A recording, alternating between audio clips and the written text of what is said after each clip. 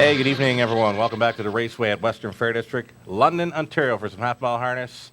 I'm your track announcer, Shannon Doyle. With us for the pregame show, driver Scott Wray. Always a pleasure to have you with us for the show. Sugar. Thanks. Right on. Let's go and look at an HPI play of the day as selected by Scott Wray and myself. We're both all over this for Hamac Feisty, race number 5. She's 7-2 in the morning line.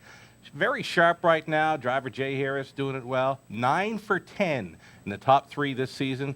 She looks like a must-play for Survivor Tuesday. Yeah, hey, I really like the way she come down, last quarter last week, and the Harrises are hot right now. So. Right on. This mare was not letting up at the finish last time. Nope. HPI, play of the day for Ray and myself, and HPI bet. Race 5, number 4, Hamac Feisty Gawan Harris. Early pick 3 kicks off in the opener. I went 3 deep to open it up. Race number 2.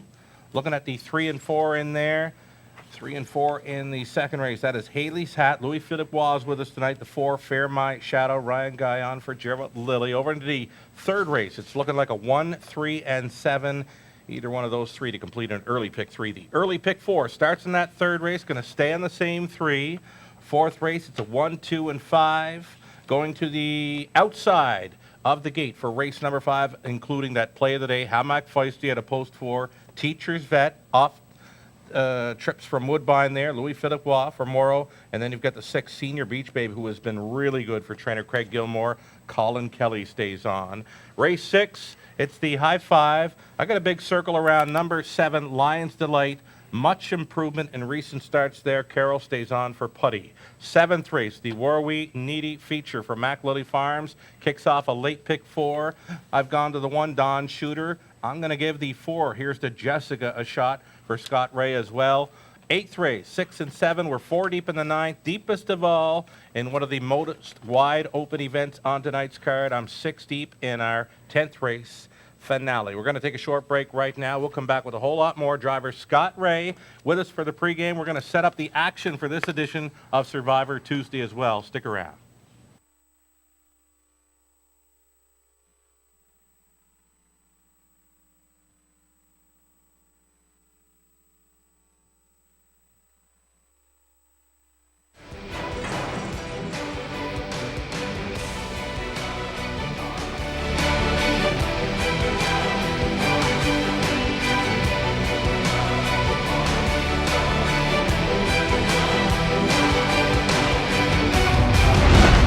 HPIBet.com. Access, rewards, and more.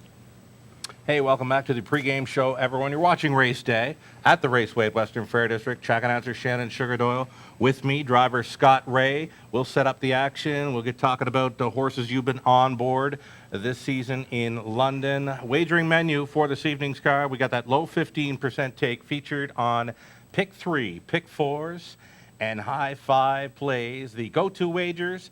They are the pick 3 play right up front, race number 1 with the guaranteed pool, $5,000 guaranteed pools for our pick 4s that begin in races 3 and 7.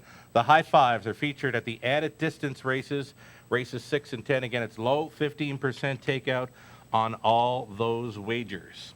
Alrighty, so it's guest driver Scott Wray with us for the pregame show. I was home, PEI, a few weeks ago at the Prince County Horsemen's Club Awards banquet, met up with a guy named Fred Painter, and he said he loves it when we have a driver guest on the pregame show. So it's a shout out for Fred Painter and all those tuned in from back east and everywhere. I'll see if I can help Fred out a bit. Right on. Okay, so Scott Wray with us for the pregame. Happy to see you back in the winner's circle here. We're going to bring back a replay right now.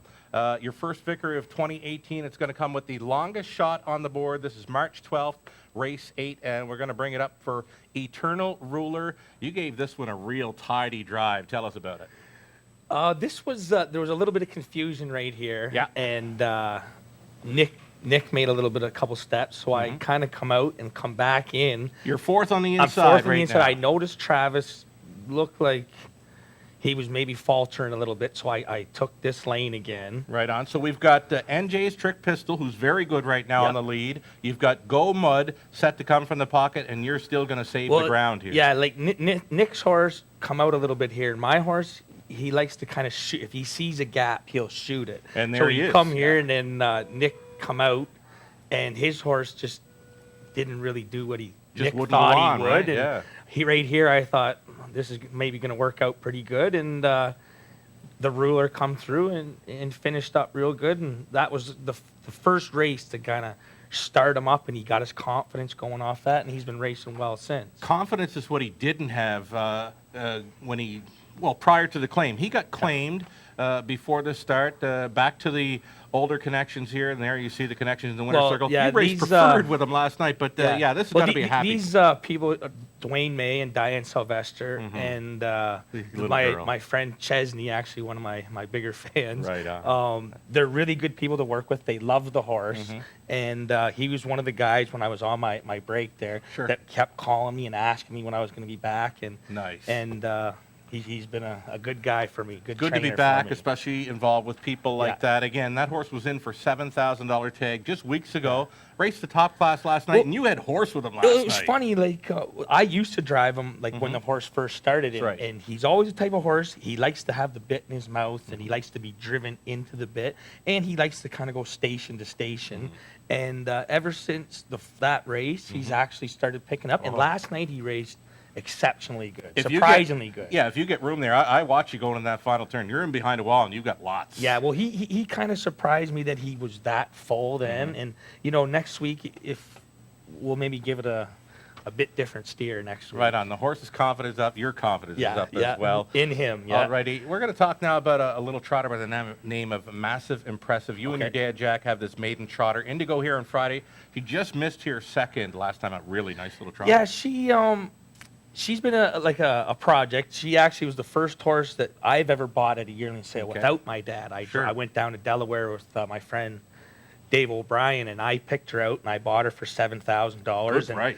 Yeah, and last year we had two. We had her and Sorcerer's Sealster, and the people around the farm were thinking how great she was. Right. And all of a sudden, we took her to the vet. She made a couple breaks, and they said she had a little line in her knee, and to give her a rest, and we've given her a rest, and we've taken our time, and she's starting to pay us back. And we'll see her again on Friday night. Yeah. I'm hoping we got to do a nice field. There's only 5 in it, which helps a lot for the young trotters. And I'm just hoping every week she improves. I'm going that. And be looking for Massive Impressive. Scott Wray this coming Friday night.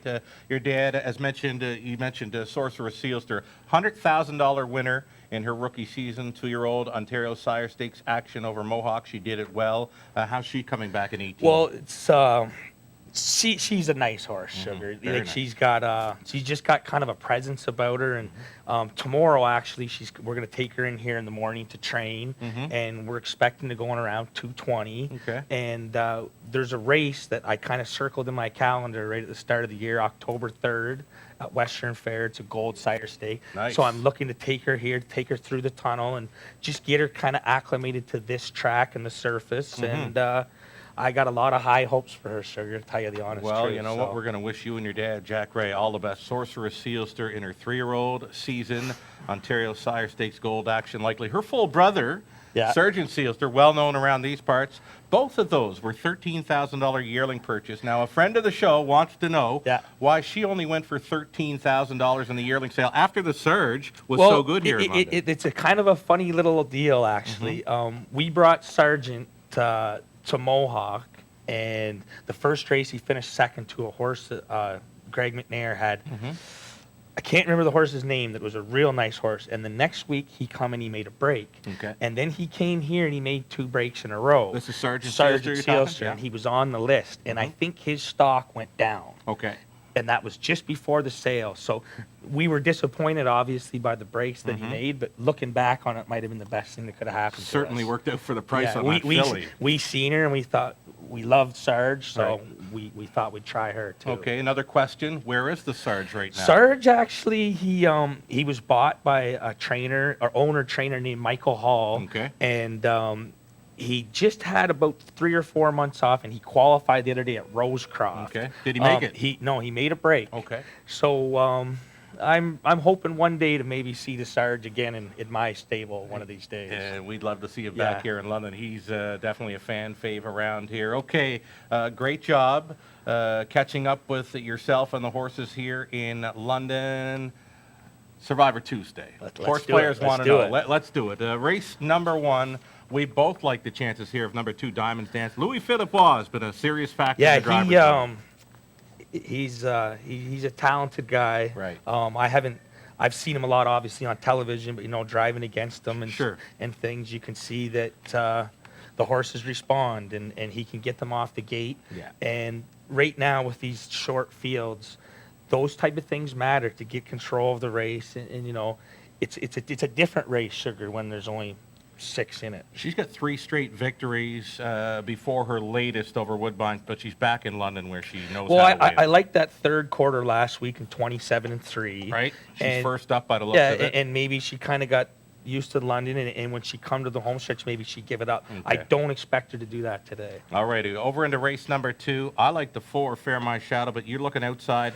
Well- Together we run an excellent pick for Survivor Tuesday, 7 for 7, right? Yeah, I see it's got some gate speed, and Kyle Boston's right now. Oh. Stable's been off, He's off smoking the hot. charts. Smoking hot. So just on first glance, that one kind of caught my eye, and I think he'll be a player. Right on. Over into the third race she'll be a then. player. Yeah, third race. I'm on the 1. St. Led's, Billie Jean. You're looking at this 3 in the night. Paul McKenzie, season debuter right there. Yeah, well, I know, Paul will give her a chance, and Qualifiers, all right. yeah, and she shows a couple miles last year in 57, and it looks like she's a horse that they like. Okay. So I'm expecting a nice start from her tonight. Alrighty, over into the 4th race then. I'm on the 5, War Filly.